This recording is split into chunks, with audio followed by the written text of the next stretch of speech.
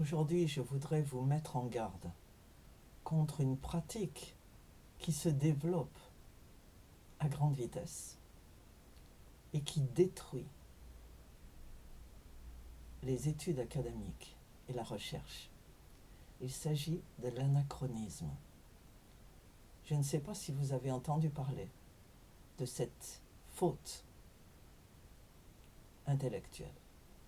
Il s'agit, si vous cherchez la définition, de l'évaluation du jugement porté sur des textes, sur des paroles, sur des pratiques, sur des événements qui se sont déroulés dans le passé, dans l'histoire, et qui sont enregistrés, notés, publiés, que ce soit au XIXe siècle, au début du XXe siècle, ou bien sûr bien avant. Et aujourd'hui, par paresse intellectuelle, ou par ignorance, ou les deux, les gens ont tendance à regarder ces événements ou ces textes et dire c'est incompréhensible.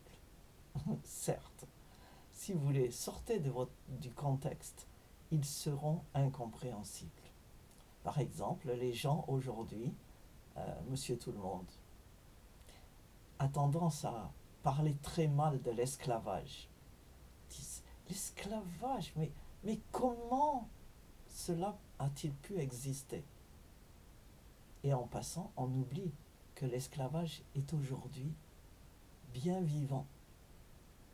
Non seulement dans des coins d'Afrique qui ont été oubliés, mais juste à notre porte, en Europe ou en Amérique. Alors l'esclavage, oh, quelle horreur! Il aurait fallu, si vous parlez d'esclavage au XIXe siècle ou avant, considérer où cela se passait-il. Qui était en charge? Parce qu'il est très facile d'oublier ceux qu'on ne veut pas mentionner, de choisir, de trier entre les faits et d'en oublier un certain nombre pour ne mentionner que ceux qui nous conviennent.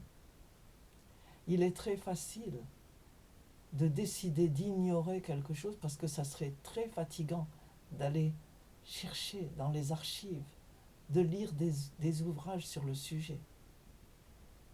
Que de fois j'ai voulu parler de quelque chose et juste avant de commencer à enregistrer, je me suis rendu compte que finalement, il me manquait des éléments cruciaux. Alors c'est ça l'anachronisme. On prend un événement, par exemple, la peine de mort.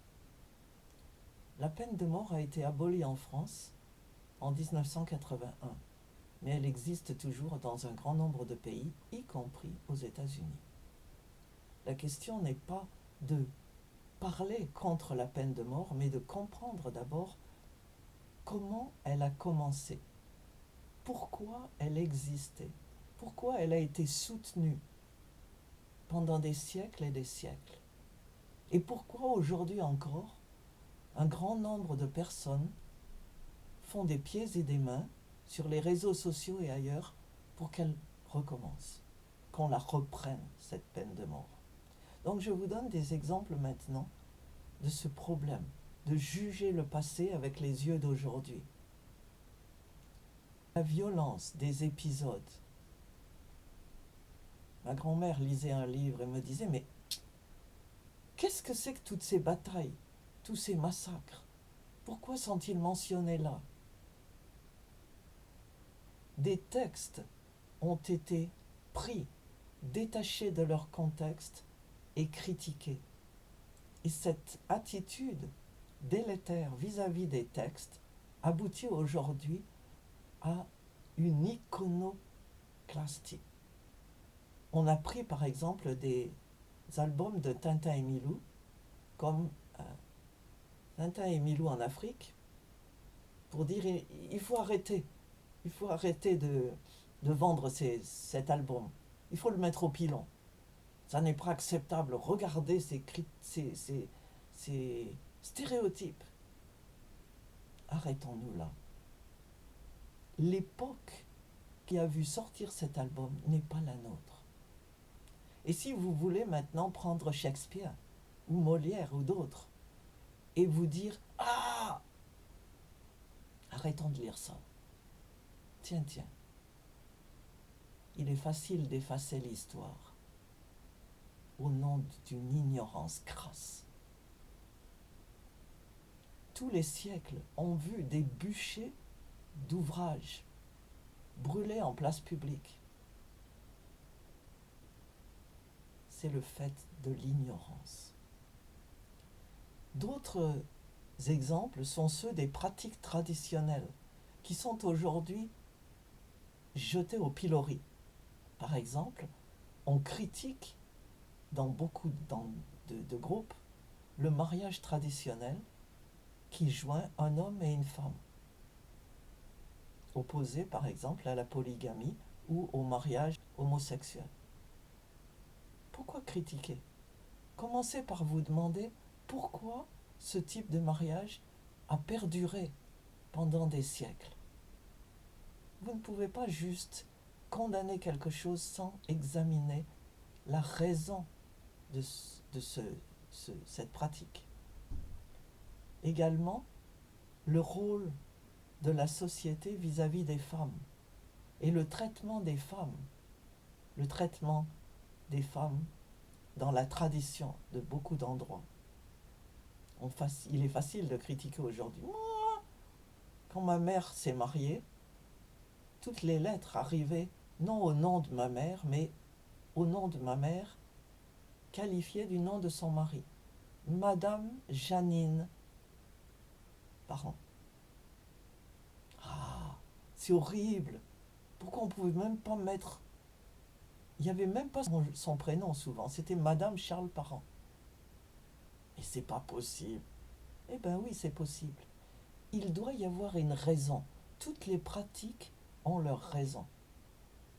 Je ne discute pas là du bien fondé de ces pratiques ou autres. Je pose seulement la question, avez-vous considéré l'époque?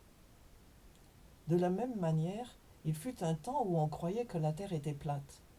Et il y a des gens qui ont été tués, brûlés sur la place publique parce qu'ils disaient le contraire. Aujourd'hui, on peut peut-être en rire en disant « Mais bien sûr que la Terre est ronde, ou plutôt elliptique. » Eh bien non. Il y a des gens et des époques et des ouvrages qui ont dit le contraire. De la même manière, les gens ont longtemps cru que les lépreux étaient contagieux. Alors, on les chassait de leur village. On les mettait à part dans des colonies où ils vivaient entre eux. Aujourd'hui, nous savons que la contagion était plus ou moins imaginée. Je vous invite à faire des recherches. Premièrement, arrêtez de critiquer ce que vous ne comprenez pas, ce que vous n'avez jamais entendu avant, ce que vous ne savez pas. Deuxièmement, mettez les choses, les textes, les événements en contexte, dans le contexte géographique et historique, pour mieux comprendre ces pratiques. Il y a des universitaires aujourd'hui qui réussissent à publier des textes qui sont erronés. La raison étant qu'ils ne les ont pas mis en contexte et qu'ils n'ont pas essayé de comprendre une autre façon de penser que la leur, ou celle de leur groupe, celle de leur clique, celle de leur pays. Et enfin, quand vous aurez découvert la vérité en contexte, vous pourrez maintenant la commenter, mais certainement pas la critiquer. Vous ne pourrez que dire « c'était l'époque ».